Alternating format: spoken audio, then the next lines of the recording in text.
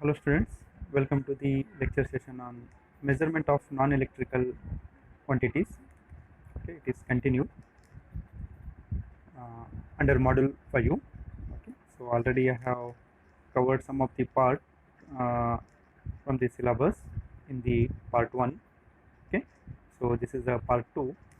Under this, today I am going to discuss the measurement of displacement and measurement of velocity bar speed. Okay, so here the measurement of displacement under that linear displacement and angular displacement, whereas in measurement of velocity or speed, under that I am going to discuss the electromagnetic transducers, moving magnet type and moving coil type. So here the this slide shows the list of the measurement of linear displacements. Okay, so there will be a 11, it is mentioned here 1 to 11. Okay, so under this I am going to discuss the differential transformer transducer with servo activated receiver. Okay, so here the figure, the schematic figure will be shows the moving coil. It is nothing but core here, and this is the AC supply. It is given to the primary winding, and there will be a secondary winding. It is opposite to secondaries. Okay, as earlier I have discussed in the LVDT. Okay, linear voltage differential transformer. There I have discussed about the series opposition, how it is connected, each and everything I have discussed. Okay, so it's nothing but here it is series opposition, it is connected, and the terminals are taken outside. Okay, so now in this the the secondary voltage is whatever it will be developed. Okay, that it will be given to this amplifier and motor control. So this is a receiver. Okay, receiver, and here it is servo activated motor is used. So if you are looking, as why you are using in the control system in servo activated servo motor means its a speed torque characteristics is linear, so hence the servo motors are used here. So okay, so here the displacement of the core proportionate there the EMF will be induced in the secondary. Okay, the same principle in the LVDT. Same principle is used here in the LVDT. So the movement of core, it will be placed in a such a manner that it will be covers both this one, the secondaries, so that that time it will be shows a null position. So if the core will be moving either either side, means it will be either it will be low, means bottom side or lower, or it will be goes in higher side. So it will be links the secondary accordingly, and accordingly the voltage it will be developed. Okay, so here the very important point is the displacement of the order of 0.25 mm. Even though the small mm displacement is there, that also it will be detected and it is used. Okay, okay, so this is the explanation. Okay, explanation here it is briefly it is given. Okay, so shifting the core of the similar transformer excited from the same source or by use of slide wire potentiometer. Okay, here on this one is potentiometer is used, so that it will be varies the servo activated receiver, means that motor. Okay.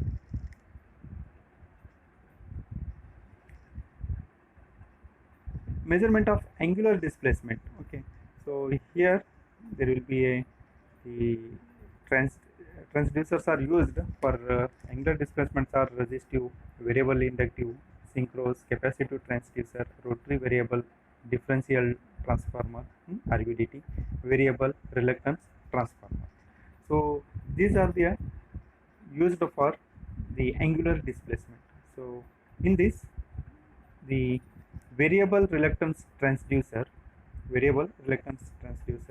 so this is the figure which gives here the variable reluctance transducers for measurement of angular displacement. Okay, so here what it is there, just let us overview on the construction. L1 and L2, okay, are the two identical coils connected in series oppositions. Again here it is connected in series opposition. These coils so placed are positioned with respect to a cam shaped iron core. So this is the cam shaped iron core. Okay, that when the core is in the null position, the impedance of both the coils are same. Okay, when the core is in the null position, so what it will be happens, the impedance of both the coil, impedances of the both the coils are same, hence the voltage across the two coils are the same. I repeat here, when the impedance of the both coils are same, hence the voltage across the two coils are the same. So they are in 180 degree out of phase. Any angular displacement from the null position results in a differential voltage. So if any other than the null position, okay, any angular displacement from the null position, what it will be happens, the result in differential voltage output, which is proportional to the amount of displacement. I repeat here, the differential voltage, okay, which it will be gives the output proportional to the amount of displacement. Okay, the clockwise and anti-clockwise angular displacement produce different outputs which are opposite in phase. Okay, thus the angular displacement may be measured in magnitude and direction, so that here we can measure both the angular displacement, it will be, we can measure both in the magnitude and direction. Okay, magnitude and direction. Okay. So next one is the measurement of velocity bar speed. Okay, now these are their types. Okay, transducer, moving magnet type, moving coil type. Okay, seismic type transducers. So here in this electromagnetic transducer, okay, so let us what is electromagnetic transducer? I will define here. An electromagnetic transducers utilizes, I will take pen. Okay. Okay. So any electromagnetic transducer utilizes the voltage produced in a coil on account of change in flux linkages resulting from change in a reluctance. Okay, this is the most commonly used transducer for measurement of linear velocities. Okay, so now here, if you are looking to this figure, okay, so this is the moving magnet type. Okay, moving magnet type, as there are two types are there. So one is moving type and moving coil. Okay, let us first I am discussing the moving magnet type. So in moving magnet type, what it is there, electromagnetic transducer uses permanent magnet. So this is the one permanent magnet. Okay, so this is the permanent magnet. Okay, this permanent magnet is connected to the device whose velocity is being measured. This it is connected to the, where it is connected, it is connected to the where we are going to measure the speed. Okay, so the moving type electromagnet transducer uses permanent magnet which produces a constant polarized field. It will be produces the constant polarized field. Okay, when it is we are going to measure the speed, so that time it will be produces the constant polarizing field. Okay, so what it will be happens, the the output here, the coil is there here. Okay, so the coil, it will be induces EMF and it will becomes output here. Okay, so the permanent magnet which is surrounded by a coil. Okay, what it will be happens, when the magnet moves, voltage is induced in the coil. Okay, because this it is connected to the or we are holding to the where we are whose velocity we are going to measure. Okay, whose velocity is being measured, we are connected. Okay, what it will be happens, it will be rotating. Okay, so permanent magnet will be rotates, and the it produces what, constant polarizing field, provides a constant polarizing field, it will be provides. So what it will be happens, the magnetic field, and here the magnet coils are placed. So when the magnet moves, a voltage is induced in the coil which is directly proportional to the velocity.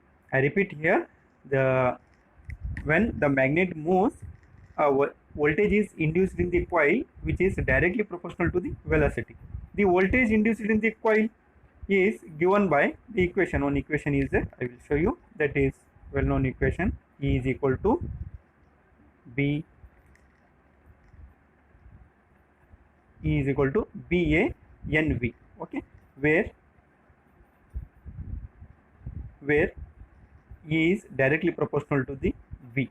Okay, the voltage what it is developed is directly proportional to the velocity. Okay, where V is the flux density, Weber per meter square, A is area of coil, meter square, N is the number of turns of a coil, V is relative velocity of magnet with respect of coil. Okay, the direction of motion is determined by the polarity of the output voltage. Polarity of the output voltage means whether you are getting the voltage is, whether it is negative voltage or positive voltage. Okay, it depends upon the rotation. For an example, here this last point I am highlighting. Okay, so if the rotation is one direction, we will get the voltage in this. Okay, or else we will get the opposite. Okay, so the last point, once again I will read out here, the direction of motion determines the polarity of the output voltage. Let us have a glance over the advantages. The output voltage is linear proportional to the velocity. Okay, the whatever the voltage is developed, it is linear proportional to the velocity. Okay, negligible maintenance due to the absence of mechanical surface contact. Okay, there is no mechanical surface contact, so that maintenance is not there. Okay, can be employed as an event marker which are robust and inexpensive to manufacture.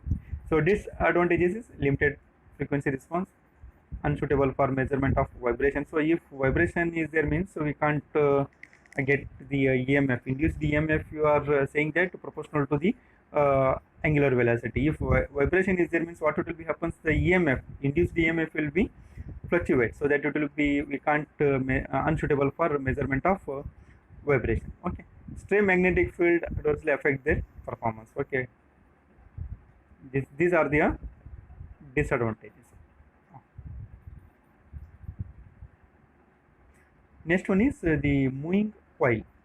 So here the name itself indicates that moving coil. Okay, so earlier it was what I had discussed, there is a coil is stationary and the magnet is moving. Now here it is moving coil means this type of transducer, okay, operates essentially through the action of a coil moving in a magnetic field. Okay, so the voltage generated in the coil being proportional to the velocity of the coil. Okay, so this is the moving coil type principle. What it is, the coil is moving and the magnetic field is constant. Okay, the advantages are there, just have to go through. Okay. So here the measurement of angular velocity, a tachometer is used. Okay, so the tachometer, as already we know, we are aware of the what is tachometer. Okay, so now the definition also once I will read out here. Any instrument which either continuously indicates the value of rotary speed, okay, so or continuously displays a reading of average speed over a rapidly operated short interval of time. Okay, so here there are different types of tachometers. Okay, so under that there will be a mechanical tachometer and electrical tachometer. So in this I'm going to discuss about these tachometers. Electrical tachometer, first one is DC tachometer, okay, tachometer generator, AC tachometer generator. why it is called generator I will discuss. Okay, photoelectric tachometer and eddy current are drag cup tachometer. Okay, these four are electrical tachometers. Okay, so these are used to measure the measurement of angular velocity. Okay, so let us discuss the first one. Okay, these four I am going to discuss. First one, DC tachometer. Okay, so this is the figure, DC tachometer generator. Okay, it's nothing but what it is the same principle as in a generator. Okay, DC generator, hence it is called a DC tachometer generator. Okay, so here what it is there, the DC tachometer generator depends upon the voltage. Okay, the EMF generated depends upon the field excitation and speed. Okay, so field excitation and speed. Okay, if for the field system permanent magnet, okay, here we are using, I will take pen. Okay, so if for the field system permanent magnet pole pieces are used, then the generated voltage depends only on the speed. Okay, as in a DC generator, as we know, it depends upon the EMF. Whatever the EMF is developed, it depends upon the field excitation and speed. So in this tacho generator, what you are doing, we are keeping the permanent magnet N and S. We are looking this permanent magnet, we are keeping constant here, not varying the field excitation. So what it will be happens, now the EMF is, whatever the EMF is developed here is proportional to the speed, Okay, this principle is used here, hence it is called a DC tachometer generator. Okay, so here let us have the construction. So this is the permanent magnet armature. Okay, so here it is taken the brush, the whatever the EMF will be developed, it will be taken through this brush. Okay, through these brushes. Okay, two brushes are used here, and it will be connected through one resistance. Okay, so why it is resistance is used means the variable resistance is used to limit the current through the voltmeter. Okay, to limit the current through voltmeter, hence this variable resistor is used, and moving coil voltmeter is connected here. So what it will be happens, when the shaft whose speed is to be measured is coupled to the armature. Okay, I repeat here, the shaft whose speed is to be measured is coupled to the armature. So suppose if I want one shaft is here, okay, whose speed I am going to measure, then what I will do, I am coupling with this one. I will clear one second here. Okay, so what I will do, the speed, this is my one shaft is there. Okay, I want to measure the speed of this one. Okay, assume that it will be rotating in clockwise direction, so that this I am connecting here. It is similar to the in lab you are using the tachometer, no? So the same principle here you consider. Okay, so it when you are coupling with this armature, what it will be happens, armature also rotate, hence what it will be happens, here magnets are there, permanent magnets, what it will be happens, EMF will be induced. Okay, and through this resistance, why it is used, because to limit the current through the voltmeter, and voltmeter it will be indicate some voltage. Okay, now the voltage is calibrated a scale to the RPM. So for an example, say it is 15 volt. 15 volt, the speed is 1500 RPM. For an example, okay. So if the speed is reduced to the, say it is 1000 RPM. What it will be happens? Here 10 volt it will be developed. So that the scale is calibrated as 1000 RPM. Scale is calibrated as, for an example, like that it will be. Okay, it is showing here that 1000 RPM, but actually 10 volt is developed. Similarly, the speed is dropped to the 500 RPM, 5 volt DC it will be generated. Okay, like that. Okay, so what it is there, the voltmeter is calibrated in terms of speed in RPM. Okay. Next one is the photoelectric tachometer or speed meters. Okay, this is a figure illustrate the photoelectric tachometer. It consists of an opaque disc. It consists of an opaque disc and the light source and light sensor or light detector. Okay, so here the light sensor is maybe photosensitive device or phototube. Okay, in line with it light source. Okay, in line with the light source. Okay, so here opaque disc mounted on the shaft whose speed is to be measured. The disc has a number of equivalent holes around the periphery. So here there will be a number of equivalent holes are there. If you are looking here, okay, so these are the holes. So now the working when you are connecting a shaft whose speed being measured, so what it will be happens, shaft it will be rotates, in clockwise direction. Okay, assume clockwise direction. Now the light it will be passes when hole it will be comes. I repeat here, the light will be only passes the when hole it will be comes, and it will be detected by this light sensor, and pulse is developed. I mean the pulse is generated. Okay, so when the upke portion will becomes, alternately holes and upke portion will becomes. So when hole will becomes, it will be passed, and upke portion it will becomes, what it will be happens, the light it will be not pass through the portion. So hence it will be only the light it will be passes through when hole it will becomes. Okay, on the rotation of the disc, holes and upke portions are of the disc come alternately in between the light source and the light sensor. When a hole comes in between the two, light passes through the holes and falls on the light sensor, with the result that an output pulse is generated. When the opaque portion of the disc comes in between the light, I repeat here, when the opaque portion of the disc come in between the light from the source is blocked. Okay, and hence there is no pulse output. I mean no pulse will be generated. Only whenever a hole comes in a line with the light source and sensor, a pulse is generated. These pulses are counted or measured through an electric counter, and it will be gives the what is the speed.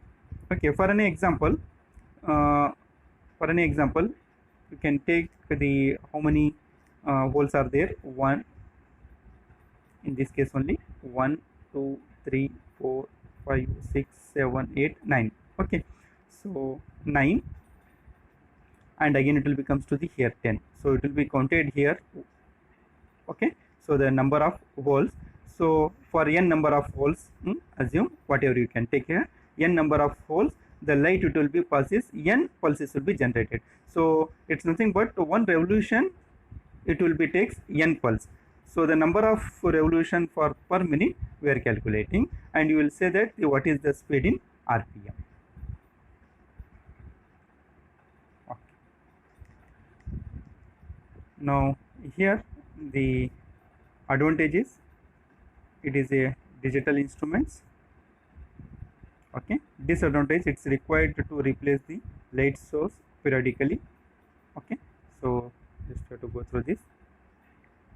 Now next one is the eddy current or drag cup tachometer. Eddy current or drag cup tachometer. Okay, so here this is the figure. So it is also called eddy current, okay, or drag type. Why means the here the aluminum disc is used. Okay, eddy current is induced in this aluminum cup, hence it is called eddy current. Drag type, it will be drags this cup. Okay, drags this cup, hence also it is called drag type tachometer. Okay, fine. So the more specific, one more figure I have here. So here the spring, okay, I have plotted here like that, and the pointer I have shown here. In this case it was just pointer it is mentioned. Okay, let us have the first the construction. in this figure only I will tell, and I will go there. Okay, so here rotating shaft, okay, and the rotating shaft is coupled with the permanent magnet. This is permanent magnet N and S. Okay, and this is a steel cup, and this one it is close near to the magnet. Permanent magnet is the aluminium cup. Okay, drag type cup, and this is connected to the spring, and spring is connected to the pointer. Okay, so this is the construction. Let us have a working. Okay, when the shaft is rotates a permanent magnet, and this induces eddy current in a drag cup or disc held close to the magnet. So here I will go and I will explain here. So when this shaft whose speed is to be measured is coupled with this one, okay, input shaft I mentioned here, okay, whose speed is to be measured. So what it will be happens, it will be rotates in this direction, and the magnet, permanent magnet, also start rotating in this direction. Okay, so what it will be happens, this magnetic fields, it will be comes in contact with this aluminum disc or cup. Okay, so what it will be happens, the magnetic field which it will be opposed by this, and the aluminum cup start rotating in this direction, same direction. Okay, so spring is here. If you are looking to this, the arrangement is made in a such a manner that the spring also has its own torque. Okay, so when this torque, the aluminum disc also rotates and it will be produce the torque. Okay, so this spring balances this torque, and this pointer it will be moves, and what the reading it will be shows, it's directly proportional to the in terms of RPM. Okay, so here the scale is calibrated to RPM. Okay, what speed your input it is given, it will be gives the reading here. Okay, so I conclude here that the once again I will conclude all the sentences here. Okay, the test shaft rotates a permanent magnet. Okay, permanent magnet still rotates, and this induces eddy current in the, I will clear once. Okay, what it will be happens, when this shaft will be, when shaft will be rotates, magnet, permanent magnet rotates, hence it induces the eddy currents in a drag cup or aluminum disc, which it is held close to the magnet. Okay, close to the magnet. Okay, the eddy currents produces a torque which rotates the cup. Okay, which rotates the cup against the torque of a spring. The disc turns in the direction of rotating magnetic field until the torque develops equals that of the spring. I repeat here, the disc turns in the direction of the rotating magnetic field until the torque developed equals that of the spring. A pointer is attached to the cup indicates the rotational speed on a calibrated scale. Okay, so this is the explanation about this working. Now the automobile speedometers operates on this principle. These tachometers are used for measuring rotational speed up to, see, this much RPM. Okay, 12,000 RPM. Okay, with accuracy of plus or minus 3%. 3% plus or minus accuracy. Okay. Okay. So with this I conclude this session.